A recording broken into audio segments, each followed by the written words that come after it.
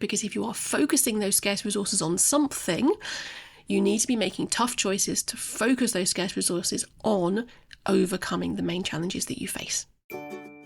Welcome to the Independent School Podcast. Thinking and acting strategically is the key to both securing the future of your school and helping to build a more equal and just world. My name's Juliet Corbett. I'm a consultant, speaker and facilitator specialising in helping independent schools. In this podcast, I translate tried and tested strategy and fundraising techniques into a language that works for schools. So if you're a senior leader in a private school and you want your daily work to feel less exhausting and more strategic, and if you want once more to feel the joy of making the world a better place through education, then you're in the right place. Welcome, and let's get started on this week's episode. Hello and welcome to this week's episode where we're talking about the 5 signs that your strategy is robust and ready to roll. One of the things I talk about quite frequently is that strategy is often so surrounded by jargon that it's quite hard sometimes to get to the root of what good strategy is. So strategy is, if I'm going to define it, it is a collection of coherent decisions which determine and to deliver the long-term direction and goals of your organisation. Now that is helpful to some extent, but doesn't necessarily give you actionable points with which to move forward. So what I'm going to be doing in this episode is unpacking that definition of strategy and giving you the 5 signs to look out for that will demonstrate to you that the strategy you've developed is robust and ready to roll. I just want to pause for a moment to say thank you to you. The Independent School Podcast has now passed its 2nd birthday, published more than 100 episodes and has had over 6,000 listens. As the founder and host of this podcast, I've been really humbled by the number of people who have told me that it's really helped them. From school heads who've rushed up to me at conferences and told me how it's been a real guide for them through tricky times, through to experienced directors of development who have said it reassures them that they're on the right track. So thank you for listening and for all your kind comments along the way.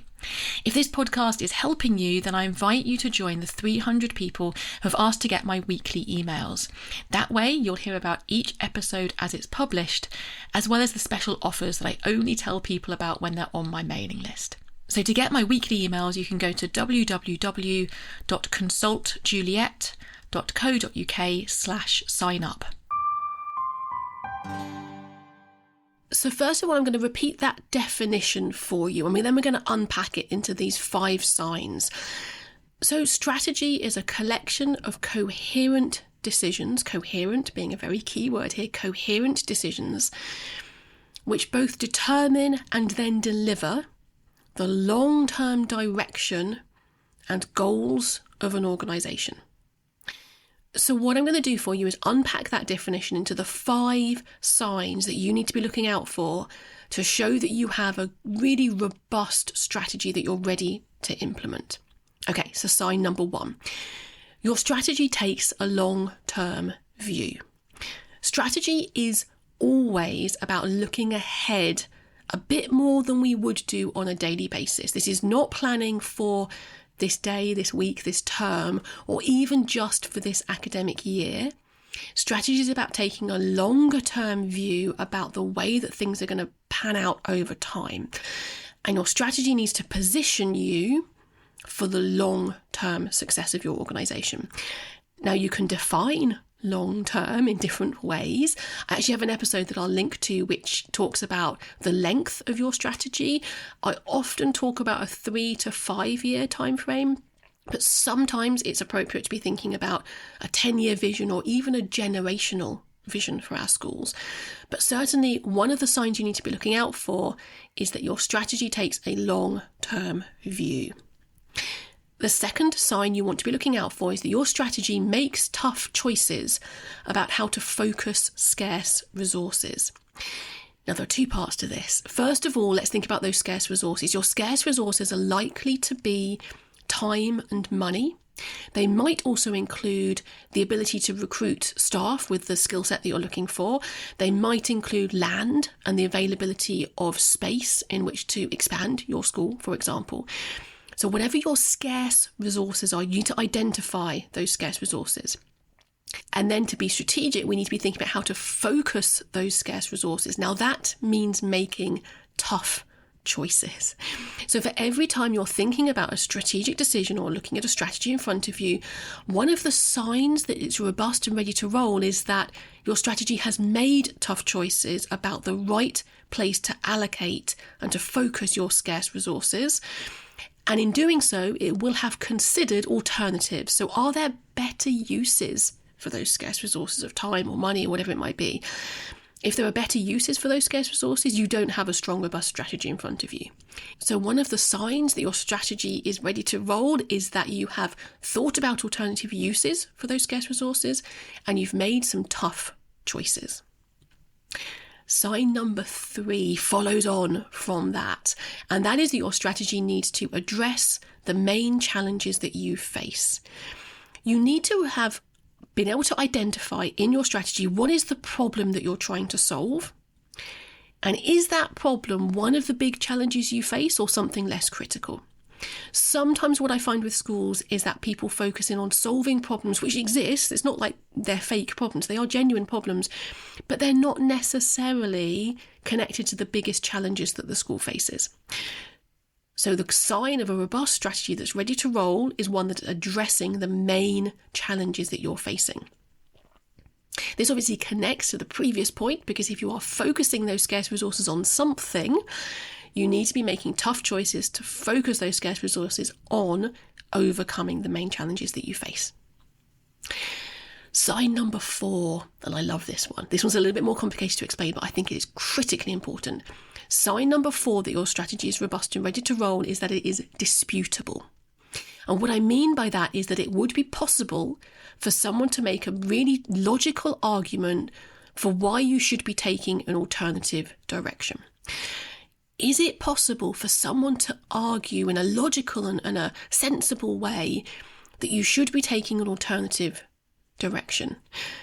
The reason this test is important is because if you're genuinely making tough choices about focusing those scarce resources to address the main challenges you face, and they are genuine choices about what to focus on, it should be possible for someone to make a logical argument as to why you should be focusing on something else. The reason that I put this in here as a sign of robust strategy is that sometimes strategy is just a restatement of the obvious. We see strategies that say we want to be a good school. Well, that's obvious. It would be really hard for someone to argue logically and sensibly about anything else. It would be really hard to say, no, our strategy should be a bad school. That just doesn't make sense. And what that shows is it makes it really obvious that that statement of we want to be a good school is sort of meaningless because it's not disputable. So you're looking for strategic choices and ideas embedded in your strategy that's robust, which mean you've made a tough choice. It means that someone could argue for an alternative, but you have decided, as an individual, as a team, as a governing board, as a leadership team, you have decided to take this route. Is actually a really good test, a really good sign of a robust strategy. And number 5, your 5th sign of a good strategy, is that it involves thorough development, but a clear action-focused outcome. And what I mean by this is that you want to have spent an appropriate amount of time considering the evidence, thinking through alternatives, discussing with a team of people what your strategic direction should be for this particular strategy. You want to have gone through that thorough development process, and depending on what your strategy is and how complicated the issues are, that might get quite complicated. And in fact, sometimes it gets a bit messy because you've got different pieces of evidence pointing you in different directions. So sometimes it can be complicated. You need to have gone through a thorough process of developing your strategy. But that isn't enough on its own. If that was the only sign that we're looking for, then you might end up with a really complicated strategy. Instead, this final sign of a robust strategy that's ready to roll is had thorough development and a clear action-focused outcome. That clear outcome is critical because you need to be able to communicate this strategy clearly to people generally, to stakeholders, and most importantly, very clearly to the people that you need to take action to deliver the strategy. Often, that's staff. It might include parents, pupils, alumni, etc., etc. But the sign you're looking for is that you have a clear strategic outcome that you can communicate to those stakeholders, that generates the actions, the behaviours, the decisions, which actually on the ground are going to enable you to deliver that strategy. So those are the 5 signs that your strategy is robust and ready to roll. I'm going to put them as a list in the episode notes, and I'm going to put the definition in there as well so that you can refer back to them. But to really quickly recap, your strategy needs to take a long-term view. Your strategy needs to make tough choices about how to focus scarce resources. Your strategy needs to address the main challenges that you face. Your strategy needs to be disputable. And finally, number 5, your strategy needs to involve thorough development, but have a clear, action-focused outcome. I love to hear your feedback. Let me know what you think about this. Does this give you a checklist, if you like, of things to look at when you're looking to see whether the strategy you've developed is robust and that you're ready to roll with it? Alternatively, is it helpful as you are developing a strategy to make sure that you're ticking these elements off as you're developing the strategy itself in order to make sure that you end up with something that you're ready to go with?